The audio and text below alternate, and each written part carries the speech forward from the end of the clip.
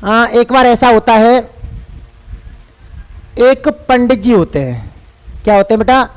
एक पंडित जी होते हैं जिनकी भगवान श्री कृष्ण में बहुत आस्था थी, बहुत आस्था थी पंडित जी की भगवान श्री कृष्ण में। और वो भगवान की सेवा पूजा किया करते थे, और सेवा पूजा में और इतनी सेवा पूजा किया करते थे वो कि उन्होंने अपने घर का ध्यान रखना भी छोड़ दिया। पंडित जी ने अपने घर का ध्यान रखना भी छोड़ दिया। जब घर में पैसों की कमी आई तो उनकी पत्नी ने उनसे बोला पंडित जी से कि स्वामी जी, घर में पैसा नहीं है, खर्चा कैसे चलेगा, पैसे की व्यवस्था कर दीजिए।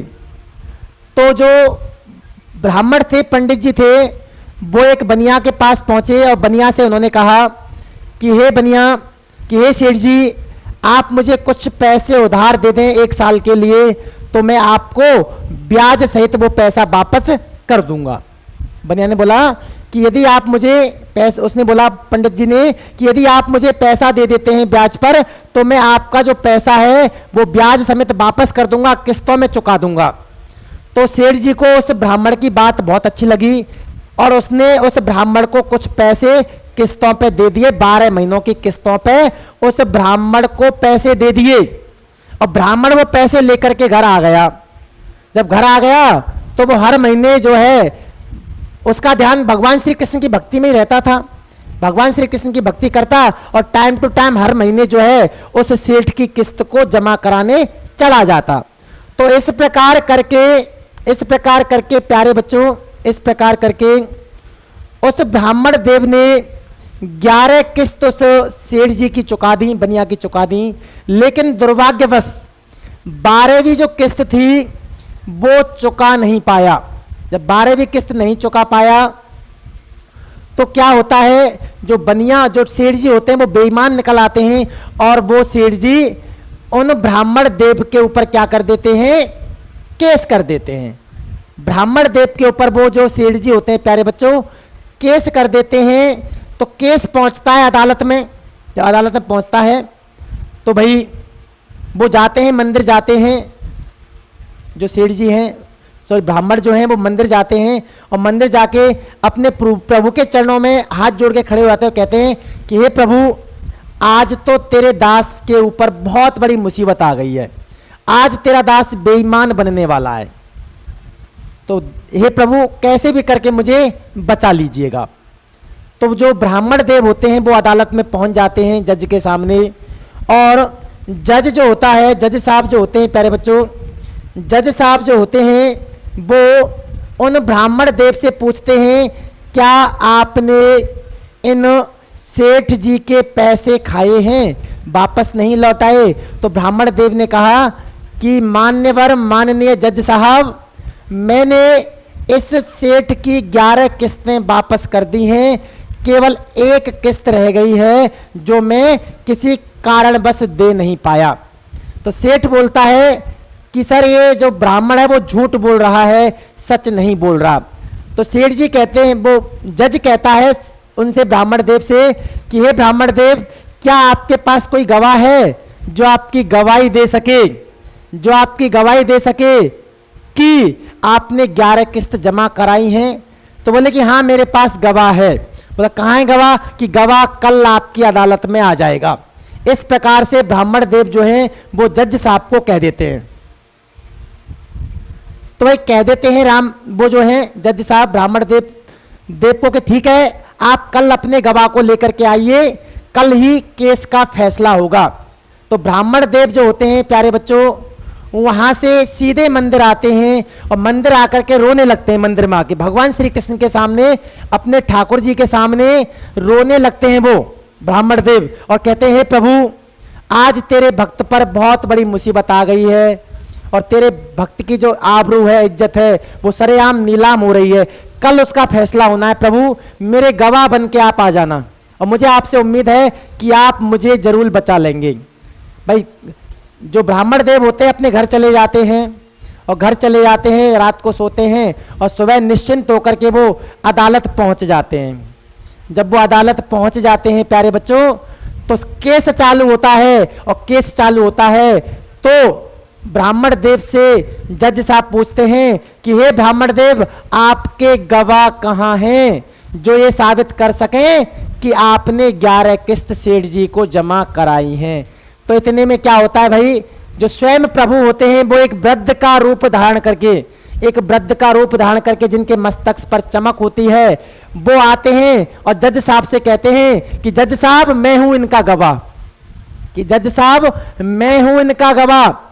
और जो वो कटघरे में जाते हैं भगवान और जज साहब को सारी डिटेल बताते हैं कि इतनी तारीख को ये किस्त दी, इतनी तारीख को ये किस्त दी, इतनी तारीख को ये किस्त दी, इतने रुपए लिए, सारी बातें बताते हैं और सारी सच्चाई जो है जज साहब को पता चल जाती है।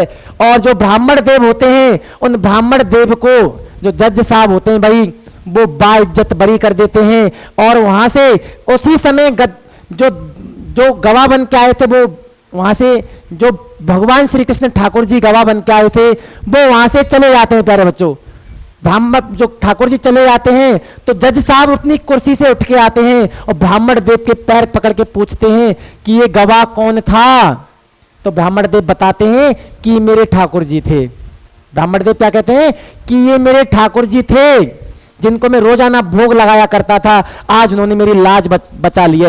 तो उसी समय जो जज होता है अपने पद से इस्तीफा दे देता है और भगवान की खोज में निकल पड़ता है, भगवान श्री कृष्ण की खोज में निकल पड़ता है वो जज अपनी नौकरी को छोड़ करके। 1 महीना होता है, 2 महीने होते हैं, सारे कपड़े गंदे हो जाते हैं, लोगों का झूठन खाता है, लोगों के झूठन से प्रभु का भोग लगाता है, लोगों के झूठन से प्रभु का भोग लगाता है, पागल हो जाता है भगवान को पाने के लिए। जज जो होता है वो भगवान को पाने के लिए बेटा पागल हो जाता है। लोग उसे मारते हैं, दुत्कारते हैं कि ये पागल आदमी झूठा ले जाता है, प्रभु का भोग लगाता है, इसे मारो कूटो। एक दिन जाता है कहीं खाना लेने के लिए तो लोग बोलते हैं अरे ये तो पागल है, झूठे खाने का भोग लगाता है भगवान के चरणों में जाकर के, सारा इसको खाना मत देना। तो भाई सारे पत्तल ऐसे पड़े होते हैं, सब लोग खाना नहीं छोड़ते, तो उन पत्तलों को वो क्या है हाथों से साफ करके एक निवाला खाना निकल पाता है और उसे वो अपने मुंह में दे लेता है। और लेकिन निगल नहीं पाता। क्यों? मुंह में दे लेता है लेकिन निगल नहीं पाता।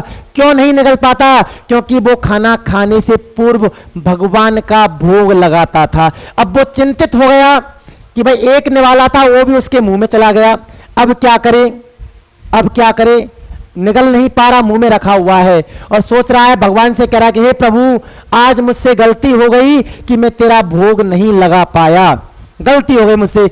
उसी क्षण भगवान श्री कृष्ण बाल रूप में उसके सामने आते हैं और कहते हैं कि हे बाबा मुझे खाने को दे दो। तो वो कहते हैं, जज साहब जो होते हैं भिखारी के रूप में पागल हो जाते, वो कहते हैं कि बेटा थोड़ा सा खाना मिला है, थोड़ी सी झूठन मिली है और वो भी मेरे मुंह के अंदर है, अब वो मैं तुम्हें कैसे दे दूं बताओ।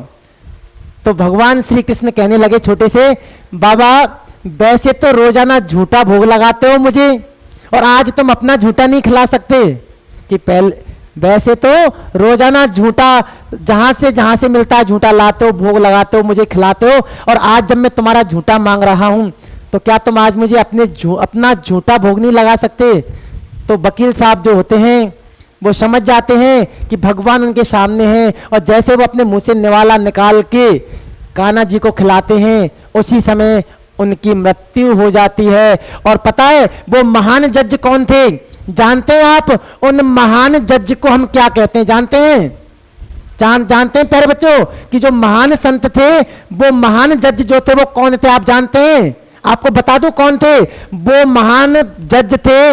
आपके विरक्त संत बाबा पागल बाबा, जिनका मंदिर वृंदावन में बना हुआ है, पागल बाबा का मंदिर, वही पागल बाबा जज थे बेटा। और ये कोई कहानी नहीं, ये सत्यता है उस महान जज की जो भगवान के प्रेम में पागल हो गया, भगवान के प्रेम में पागल हो गया बेटा। और ये बात सत्य है कि भगवान श्री कृष्ण ने उनका झूठन खाया था, ये भी बात सत्य है। और जब उनका झूठन खाया तो उसी क्षण उनकी मृत्यु हो गई, वो गोलोक धाम पहुंच गए भगवान श्री कृष्ण के पास में। तो उनका जो भव्य मंदिर है आज भी वृंदावन में बना हुआ है, आज भी वृंदावन में बना हुआ है बेटा। तो पागल बाबा पहले जज थे लेकिन भगवान के प्रेम में सब कुछ त्याग दिया और भगवान को पाने के लिए निकल गए भाई, और भगवान की प्राप्ति भी हुई। तो कहते हैं अगर सच्ची आस्था और सच्ची श्रद्धा मन में हो तो भगवान की भी प्राप्ति की जा सकती है। तो याद रखना,